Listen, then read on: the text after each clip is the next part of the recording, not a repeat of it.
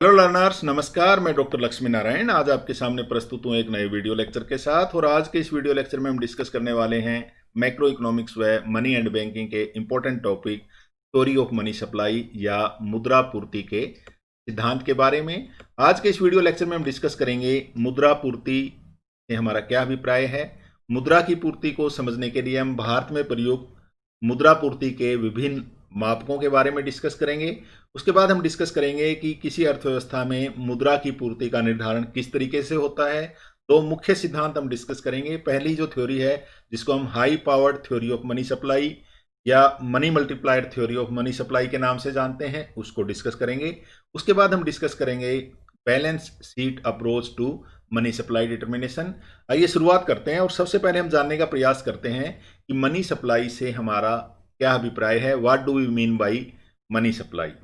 According to the definition of money supply means total stock of money in circulation which is held by public at any particular point of time. तीन keywords हैं यहाँ पे जो हमें ध्यान रखना है। What is money supply? Money supply is total stock of money in circulation. जब हम मनी की बात करते हैं, this include paper notes, coins and demand deposits of the banks और whatever way we define money.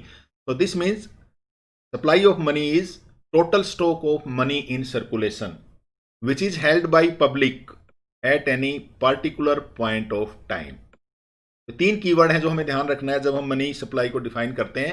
What is money supply? Money supply is total stock of money in circulation which is held by public at any particular point of time.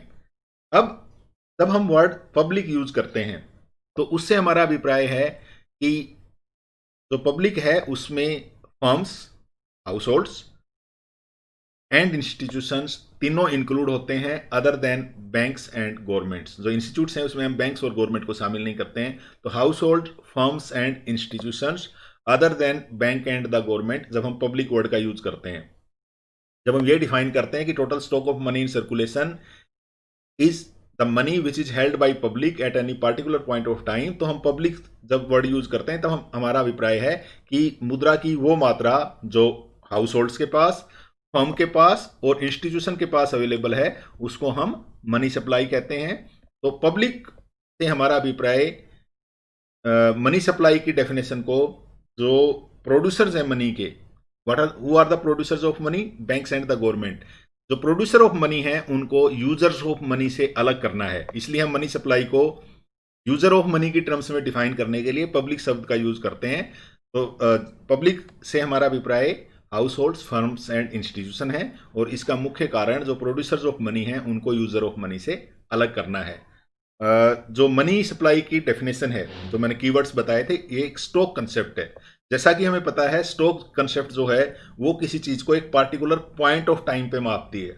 इसके विपरीत जो flow concept है उसमें हम उस वस्तु को इन a period of time मापते हैं। तो दोनों में डिफरेंस है।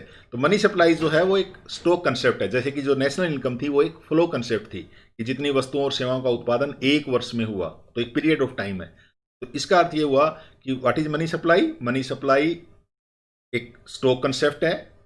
It indicates the stock of money in circulation which is held by public at any particular point of time.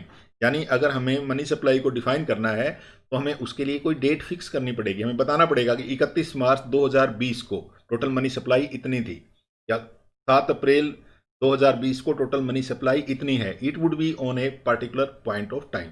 तो दिस इज मनी सप्लाई। अब हम कुछ डेफिनेशंस देखते हैं जो विभिन्न अर्थशास्त्रियों के द्वारा दी गई है। मिल्टन फ्रीडमैन के अनुसार money supply should also include saving and term deposits besides currency in circulation and demand deposits. यानी सर्कुलेशन में जो मुद्रा है, करेंसी है और जो मांग जमा है, उनके अलावा सेविंग्स जो बचत है और जो सावधि जमा है, टर्म डिपॉजिट है, जो एक कुछ पार्टिकुलर टाइम्स के लिए डिपॉजिट किए जाते हैं, उनको भी इंक्लूड करना चाहिए। ऐसा मिल्टन फ्रीडमैन का मानना था। जैसे कि हमने वहां पे डिफाइन किया था तब हमने कहा था कि मनी से हमारा अभिप्राय money in circulation and demand deposits है, लेकिन मिल्टन फ्रीडमैन के अनुसार उसमें हमें सेविंग्स और टर्म डिपॉजिट्स को भी शामिल करना चाहिए। एडवर्ड स्पीरो के अनुसार supply of money is the dollar amount of all those things which are generally acceptable by the public in the payment of goods, services and other valuable assets and for discharge of debt। इसका क्या अर्थ हुआ? इसका अर्थ ये हुआ कि Edward सपीरो के अनुसार मुद्रा की पूर्ति में उन सभी चीजों को शामिल किया जाता है जिन्हें वस्तुओं सेवाओं की पेमेंट के लिए लोग यूज करते हैं या अपना कर्ज वापस अदा करने के लिए यूज करते हैं। उन सारी चीजों को हम मनी की सप्लाई में इंक्लूड कर सकते हैं। तो ये बेसिकली मनी सप्लाई की डेफिनेशन थी। अगर हम कंपोनेंट ऑफ मनी सप्लाई देखें तो दो कंपोनेंट हैं जो हमने अभी डिस्कस किया था। पहला है हमारा है करेंसी। जैसा कि हमें पता है करेंसी से हमारा अभिप्राय या तो क्वाइंस हैं या हमारा करेंसी नोट्स हैं। करेंसी में दो चीजें शामिल होंगी, या तो क्वाइंस सिक्के या नोट, दो चीजें शामिल होंगी। सिक्के दो प्रकार के होते हैं, एक हमारे फुल बॉडीड स्टैंडर्ड क्वाइंस होते हैं और दूसरे टोकन क्वाइंस होते हैं। इसी के साथ साथ जो करेंसी नोट है जो देश का केंद्रीय बैंक इशू करता है। नॉर्मली क्वाइंस, जैसे हम इंडिया की बात करें तो क्वाइंस जो हैं वो छोटे क्वाइंस खासकर जो देश की फाइनेंस मिनिस्ट्री है वो इशू करती है। इसके विपरीत जो करेंसी नोट्स हैं वो केवल आरबीआई या देश का केंद्रीय बैंक इशू कर सकता है। तो करेंसी नोट को जारी करने के दो तरीके हैं जो ज़्यादातर यूज होते हैं। एक प्रोपोर्शनल तरीका है और दूसरा मिनिमम रिजर्व है। प्रोपोर्शनल में क्या है कि जितनी मात्रा में नोटों को छापा जाता है उसका एक हिस्सा, उसका एक अनुपात किन्हीं दूसरी एसेट्स के रूप में, खासकर गोल्ड एंड सिल्वर के रूप में रखा रहता है, तो उसको हम प्रोपोर्शनेट सिस्टम कहते हैं। मिनिमम रिजर्व में हम एक मिनिमम अमाउंट देश का केंद्रीय बैंक डिसाइड कर लेता है, उतनी अमाउंट रिजर्व में रख के उतनी चाहे मात्रा में हम नोट जो है वो छाप सकते हैं।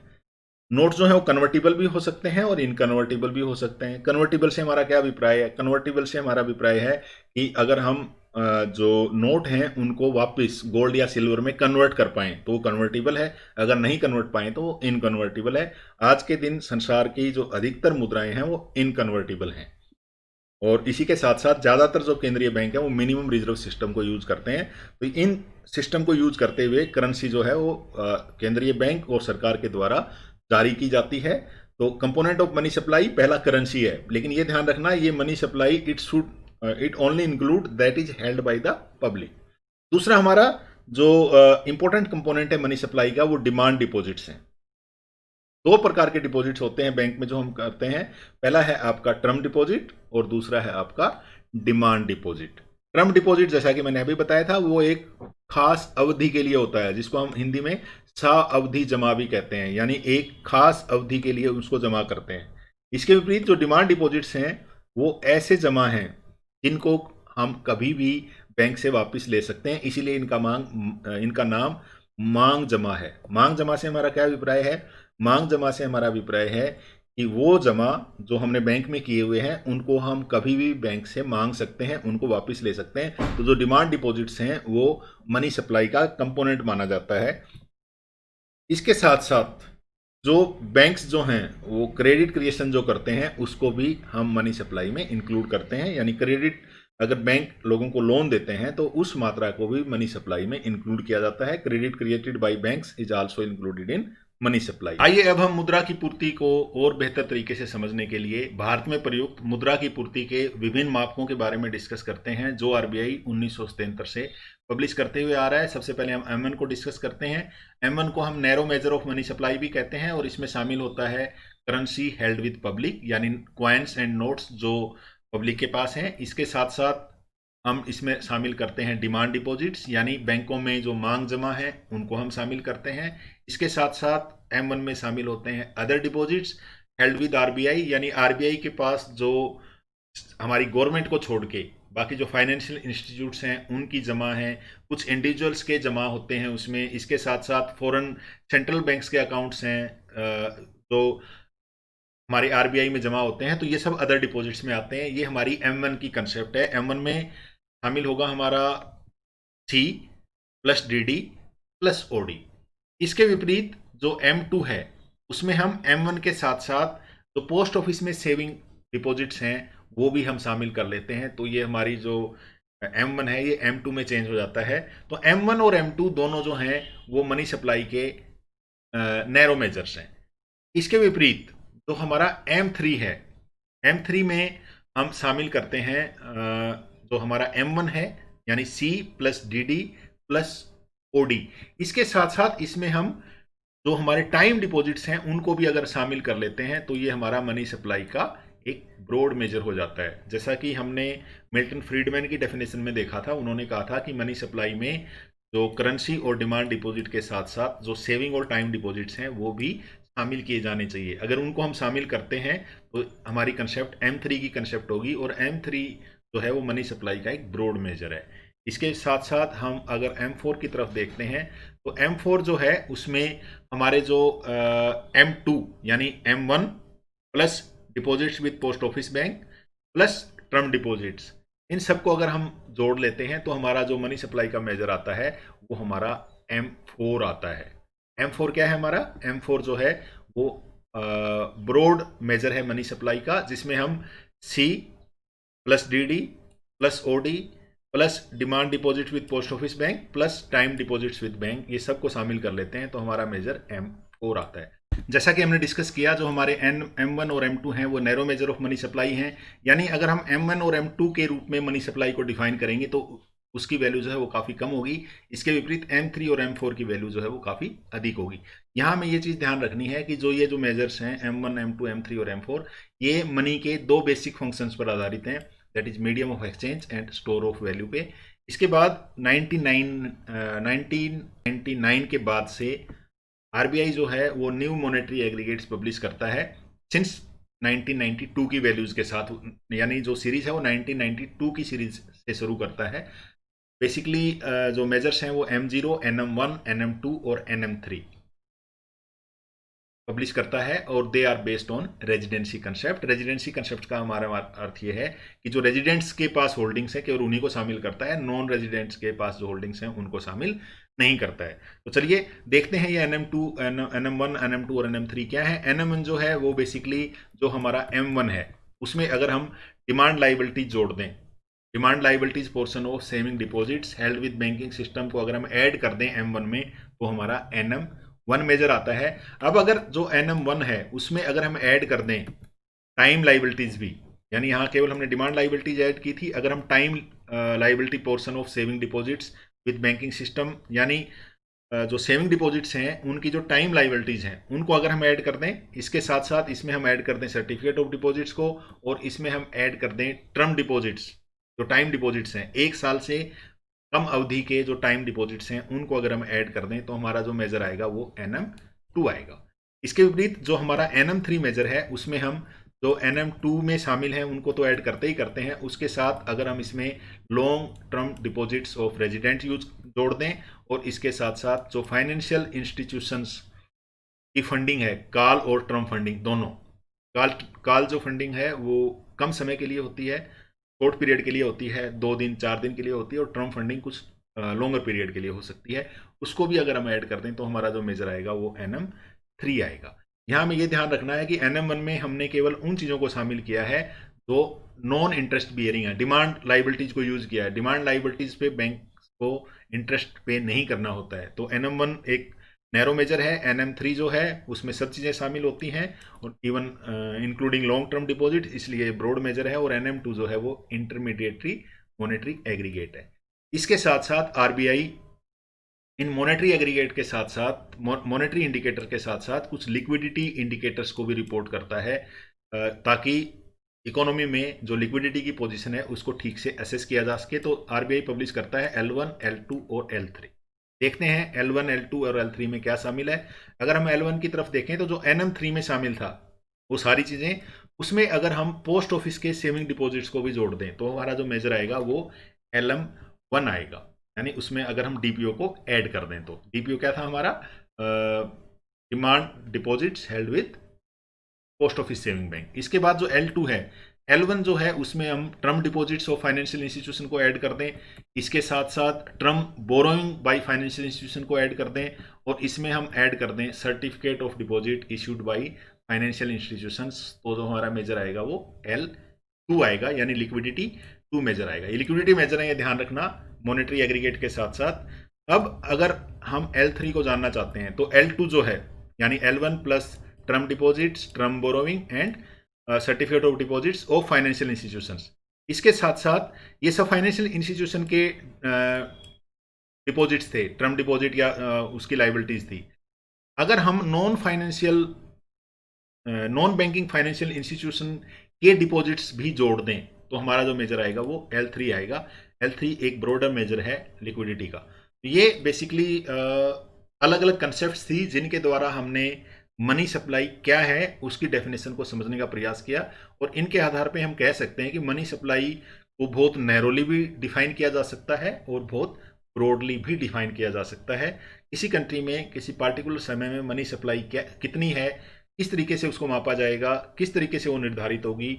आइए अब इसको जानने की जो थ्योरीज हैं उनको डिस्कस करते हैं। थ्योरीज ऑफ मनी सप्लाई या मनी सप्लाई डिटर्मिनेशन की जो थ्योरी हैं वो दो अप्रोचेज के द्वारा मापी जाती हैं। बेसिकली पहली अप्रोच जो है जिसको हम मनी मल्टीप्लायर अप्रोच कहते हैं, इसको हम S theory of money supply भी कहते हैं। इसके साथ साथ दूसरी जो हमारी थ्योरी है वो structural approach to money supply है, यानी जो अर्थव्यवस्था बैंकिंग सेक्टर की जो स्ट्रक्चरल चेंजेज हैं उनको मापते हुए हम मनी सप्लाई को मापने का प्रयास करते हैं। तो इसमें हम बैलेंस शीट अप्रोच डिस्कस करेंगे। बेसिकली ये दो थ्योरीज हैं जो हम डिस्कस करने वाले हैं। चलिए शुरुआत करते हैं और सबसे पहले हम जानते हैं तो S theory of money supply है उसके बारे में, जिसे हम हाई पावर्ड मनी सप्लाई भी कहते हैं। H is for high powered money supply theory. इसको कई बार हम money multiplier approach to money supply भी कहते हैं। बेसिकली कई नामों से इसको जानते हैं हम। Money multiplier approach to money supply basically focus on relationship between money stock and reserve money, यानी जो रिजर्व मनी या मौद्रिक आधार जिसको हम एस के रूप में डिफाइन करेंगे आगे, और एम के बीच में relationship, and which is mediated through money multiplier that is small m, मुद्रा गुणक जिसको हम कहते हैं, जो लोगों की प्रिफरेंस को दर्शाता है। यानी लोग जो हैं वो मुद्रा को करेंसी के रूप में रखना चाहते हैं, या बैंकों में मांग जमा के रूप में रखना चाहते हैं, या टर्म डिपॉजिट्स या सावधि जमा के रूप में रखना चाहते हैं, जो एम के द्वारा निर्धारित होता है उस पर फोकस करता है। इसके साथ साथ जो मनी मल्टीप्लायर अप्रोच है वो फोकस करती है कि बैंक्स जो हैं वो अपने कुल जमा का कितना हिस्सा अपने पास कैश होल्डिंग, कैश के रूप में रखते हैं, जिसको हम बैंक्स के रिजर्व कहते हैं। इन चीज़ों पर जो मनी मल्टीप्लायर अप्रोच जो है वो फोकस करती है।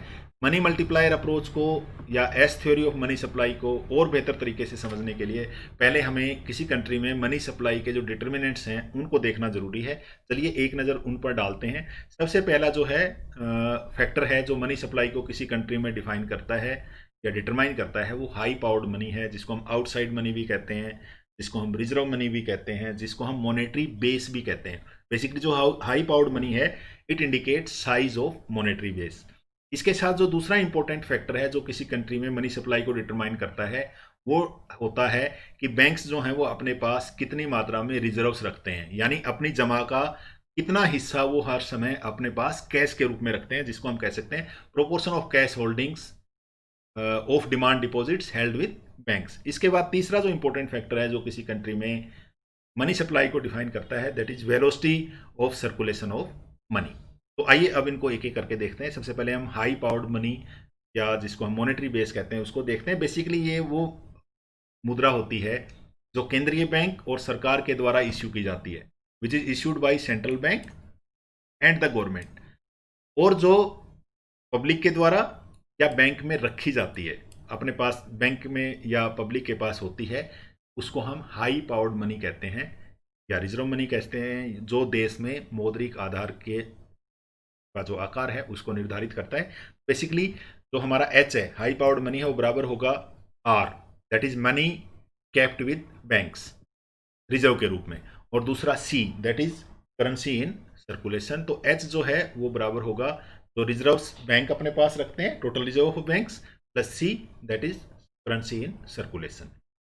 अब दूसरा जो फैक्टर है जो हमने डिस्कस किया था कि the proportion of total deposits that the bank have to hold in cash, तो हम कैश रिजर्व रेशियो भी कह सकते हैं। ये भी मनी सप्लाई को प्रभावित करता है। जो कैश रिजर्व रेशियो है ये भी मनी सप्लाई को प्रभावित करता है। इसके साथ साथ जो वेलोसिटी ऑफ मनी है, यानी velocity of circulation of money है, यानी मुद्रा की एक इकाई एक पार्टिकुलर समय में कितनी बार प्रयोग होती है, उसको हम velocity of circulation of money कह सकते हैं। यानी मनी जो है, जैसे कि एक 100 रुपये का नोट है, वो साल में कितनी बार कितने हाथों से गुजरा सौदे करते हुए, तो उसको हम वेलोसिटी ऑफ मनी कहते हैं। बेसिकली अगर हमें मनी सप्लाई ज्ञात करनी है, तो जो सप्लाई ऑफ मनी है, जितनी मान लो 100 रुपये का नोट है वो 7 बार यूज हुआ, तो उसको हम 700 रुपीज़ मनी सप्लाई में यूज, मनी सप्लाई को जब मेजर करेंगे तो 700 मेजर किया जाएगा, 100 मेजर नहीं किया जाएगा। यानी सप्लाई ऑफ मनी जो है वो वेलोसिटी ऑफ मनी पर भी डिपेंड करती है, यानी मनी का स्टॉक कितना है और मनी की वेलोसिटी कितनी है उस पर डिपेंड करेगा। ये बेसिकली बेसिक फैक्टर्स हैं जो किसी कंट्री में मनी सप्लाई को प्रभावित करते हैं। इसके आधार पर हम मनी मल्टीप्लायर की कंसेप्ट को समझते हैं, जो किसी कंट्री में मनी सप्लाई को डिटरमाइन करने का आधार होता है, जिसके आधार पर हम कह सकते हैं कि जो मॉनेटरी आधार है और मनी मल्टीप्लायर की वैल्यू है, उसके आधार पर उस कंट्री में मनी सप्लाई जो है वो डिटरमाइन होती है। तो मनी मल्टीप्लायर को समझने का प्रयास करते हैं। मनी मल्टीप्लायर बेसिक क्या है? It is change in supply of money to change in H और मॉनेटरी बेस। यानी मॉनेटरी बेस, मौद्रिक आधार या एच की मात्रा में उच्च शक्ति मुद्रा, हाई पावर्ड मनी एच, उसमें चेंज होने के कारण जो मनी सप्लाई में कितना चेंज होगा उसको हम एम, स्मॉल एम के द्वारा दिखाएंगे। Money multiplier M, small m को जो हमने परिभाषा दी है उसके हिसाब से हम इसको लिख सकते हैं, मनी सप्लाई कितनी है और divided by high powered money कितना है, दोनों का रेशियो। यानी हाई पावर्ड मनी और मनी मल्टीप्लायर का अगर हम मल्टीप्लाई कर दें, इसको थोड़ा सा अगर हम रीअरेंज कर दें, तो हम कह सकते हैं कि मनी सप्लाई जो है वो स्मॉल एम इंटू एच के बराबर होगी। तो इसका अर्थ क्या हुआ कि मनी सप्लाई एम जो है हमने पहले डिफाइन किया था, अलग अलग तरीके से डिफाइन किया था, लेकिन बेसिकली हम मनी मल्टीप्लाई प्रोसेस को डिस्कस कर रहे हैं तो सिंप्लीफाई करने के लिए हम ये कह देते हैं कि एम जो है वो उसमें दो चीज़ें शामिल हैं, currency and demand deposit. C plus D D हमने यूज किया था पहले, तो ये मनी सप्लाई है। इसके विपरीत हाई पावर्ड मनी हमने अभी डिफाइन करने का प्रयास किया था। हाई पावर्ड मनी किसके बराबर है? Currency plus reserve requirement, R R. High powered money हमने बताया था ना, सी प्लस आर, तो सी तो currency with public in circulation आ गया, यहां जो सी है ये करेंसी इन सर्कुलेशन। अब रिजर्व्स जो हैं, आर जो हमने कहा था, आप ध्यान दीजिए, हमने थोड़ी देर पहले H is equal to C plus R बताया था। इस आर को हमने दो हिस्सों में बांट दिया है। पहला है रिजर्व रिक्वायरमेंट, जो कानूनी उनको अपने पास रखने होते हैं, वो हमारा आर आर है। लेकिन कई बार बैंक उससे अधिक अपने पास रखते हैं, जिसको हम कहते हैं एक्सेस रिजर्व, ई आर। तो इसका मतलब हाई पावर्ड मनी किसके बराबर हो जाएगा? तो सी प्लस आर था, उसको हम आगे लिखेंगे C plus R R plus E R. तो ये जो है m is equal to C plus D और h is equal to C plus R R plus E R, इनकी वैल्यू अगर हम पुट करेंगे तो हमारा जो मनी मल्टीप्लायर की वैल्यू आएगी वो आएगी m divided by h is equal to C plus D, क्योंकि m को हमने c प्लस डी के रूप में परिभाषित किया, और h की वैल्यू अभी हमने बताई c plus R R plus E are.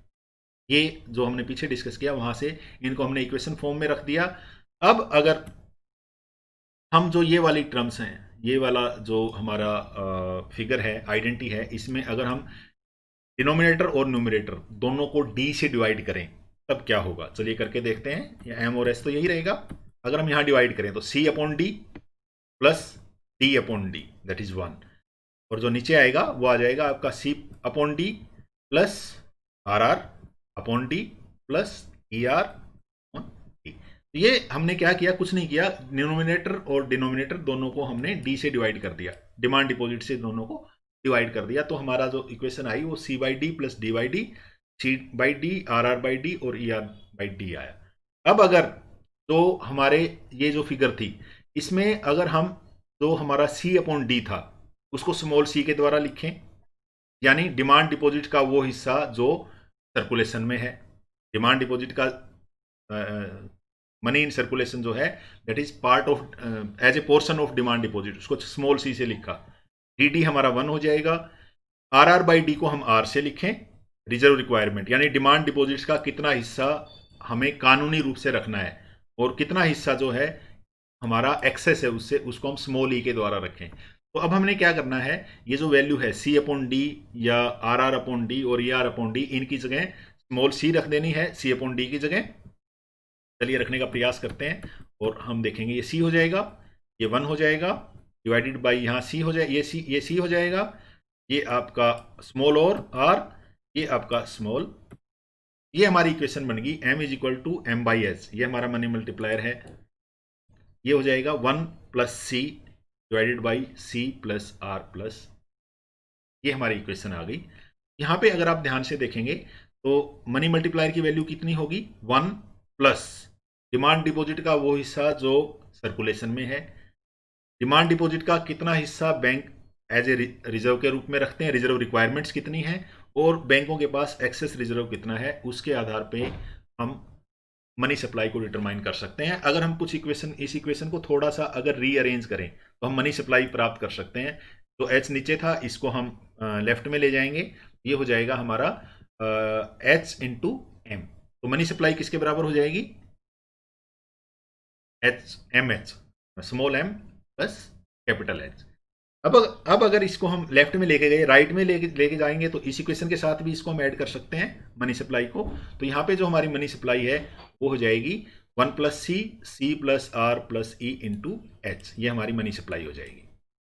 ठीक है, तो ये मनी सप्लाई को हम डिटरमाइन कर सकते हैं। इसी तरीके से अगर हमें हाई पावर्ड मनी की मात्रा को प्राप्त करना है, ज्ञात करना है, तो वो भी हम ज्ञात कर सकते हैं। जो इक्वेशन हमने ऊपर लिखी थी उस इक्वेशन में हम उसको रीअरेंज कर सकते हैं। एच जो था एम अपॉन एच था, एच यहाँ पे हम ले आए तो हमारा क्या हो जाएगा, यहाँ एम हो जाएगा और यहाँ हमारा स्मॉल एम, तो ये हमारे एच की वैल्यू आ जाएगी। इसी इक्वेशन को हमने रीअरेंज किया है, एच को हमने यहाँ रख लिया इस साइड में और एम को हम इस साइड ले आए, तो हमारा हाई पावर्ड मनी का फार्मूला हो जाएगा M is equal to H is equal to capital M divided by.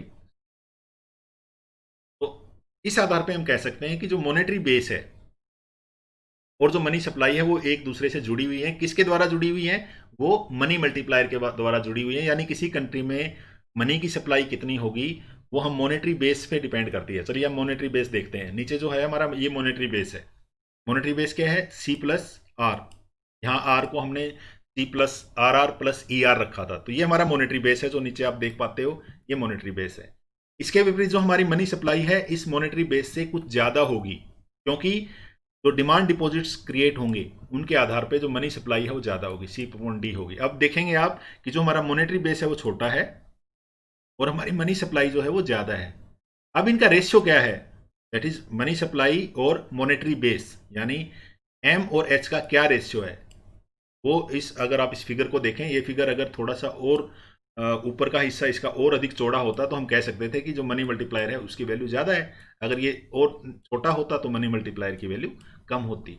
इस आधार पे जो मनी मल्टीप्लायर है वो डिटरमाइन करता है कि किसी कंट्री की मनी सप्लाई कितनी होगी। और मनी मल्टीप्लायर की वैल्यू किस चीज़ पे डिपेंड करती है, वो डिपेंड करती है कि कितना पोर्शन डिमांड डिपॉजिट का सर्कुलेशन में है, करेंसी इन सर्कुलेशन है, कितना बैंक अपने पास रिजर्व के रूप में रखते हैं। उन दोनों चीज़ों पे डिपेंड करती है स्मॉल एम की वैल्यू या मनी मल्टीप्लायर की वैल्यू, और उस आधार पे हमारी मनी सप्लाई जो है वो डिटरमाइन होती है। तो ये तो जो थ्योरी थी वो हमारी बेसिक थ्योरी थी जो हमने डिस्कस की, एस थ्योरी या high powered money supply theory या तो money multiplier approach to money supply जो हमने डिस्कस किया है। आइए अब हम जो दूसरी थ्योरी है उसको डिस्कस करते हैं। आइए अब हम बैलेंस शीट अप्रोच या credit counterpart approach to money supply को डिस्कस करते हैं। यहाँ पे हमें ये ध्यान रखना जरूरी है, जो हमने अभी डिस्कस किया था that is money multiplier approach to money supply determination, उसमें हमने एक आइडेंटिटी के रूप में उसको लिया था और हमने कहा था कि जो हमारा एम है, मनी का स्टॉक है, वो बराबर होगा एच हाई पावर्ड मनी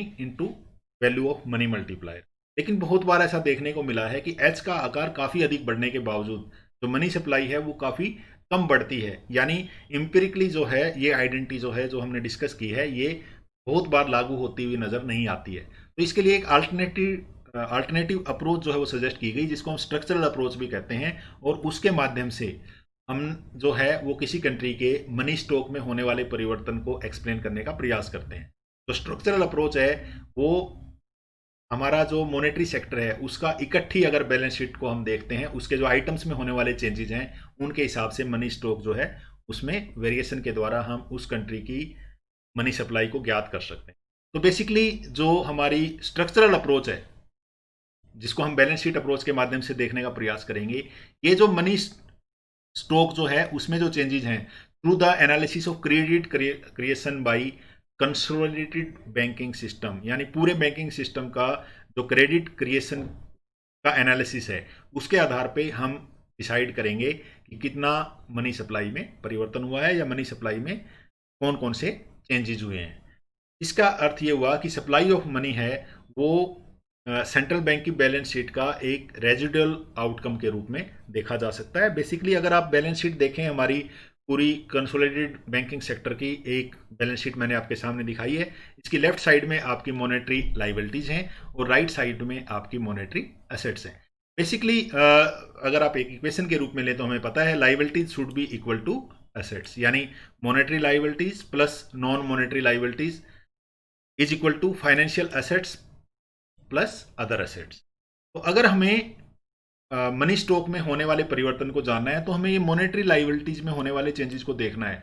तो उसको हम किस तरीके से ज्ञात कर सकते हैं? अगर हम ये जो फाइनेंशियल एसेट्स हैं इनमें से जो नॉन मॉनेटरी लाइबिलिटीज हैं इनको अगर घटा दें, यानी monetary liabilities is equal to financial assets plus other assets minus non monetary liabilities, तो हमारी मॉनेटरी लाइबिलिटीज आ जाएंगी जो कि एम या मनी सप्लाई या मनी के स्टॉक में होने वाले परिवर्तन को दर्शाती हैं। तो अगर हमें किसी कंट्री में M3 निकालना है तो हमें क्या करना है? हमें जो ये फाइनेंशियल एसेट्स हैं कौन कौन सी हैं?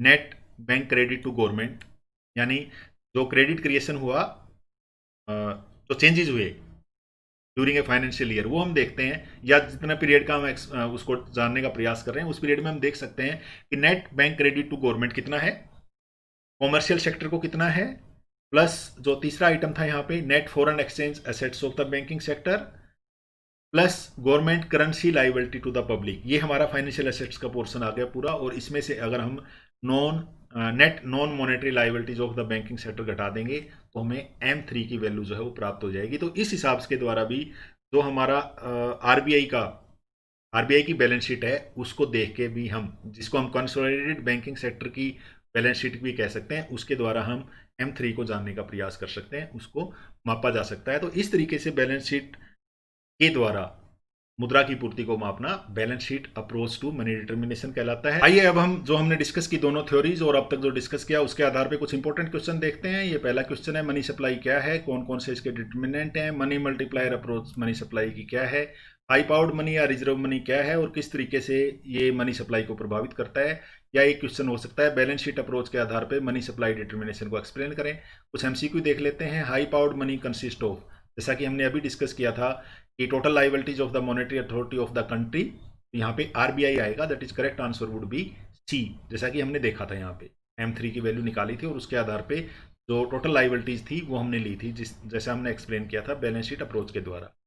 इसके बाद एक और इंपॉर्टेंट क्वेश्चन है, MCQ हो सकता है, for a given level of monetary base an increase in required reserve ratio on checkable deposits will mean, यानी जो डिपॉजिट्स हैं उनका अगर रिक्वायर्ड रिजर्व रेशियो बढ़ जाता है तो उसके कारण क्या होगा? उसके कारण मनी सप्लाई जो है वो घट जाएगी, क्योंकि रिजर्व्स ज़्यादा रहेंगे तो उधार देने की जो बैंक की क्रेडिट क्रिएशन की कैपेसिटी है वो घट जाएगी।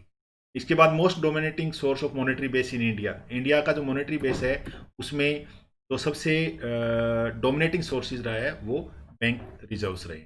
ये था आज का हमारा वीडियो लेक्चर। आपके धैर्यपूर्वक सुनने के लिए धन्यवाद।